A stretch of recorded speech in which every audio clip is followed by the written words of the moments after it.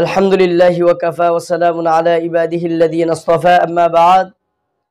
আজ একটি গুরুত্বপূর্ণ বিষয় নিয়ে উপস্থিত হয়েছি, যে বিষয়টি হলো ভুল প্রচলন।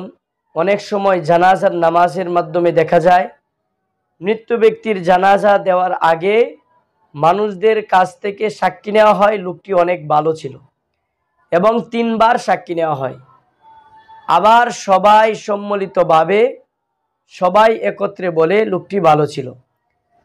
যারা তাকে চিনে তারাও বলে ভালো ছিল, যারা অনেকেই দূর দূরান্ত থেকে আসে জানাজার নামাজ পড়ে, যারা চিনে না তারাও বলে ভালো ছিল, এবং যারা জানে ভালো তারাও বলে ভালো ছিল, এবং যারা জানে ভালো না তারাও বলে ভালো ছিল।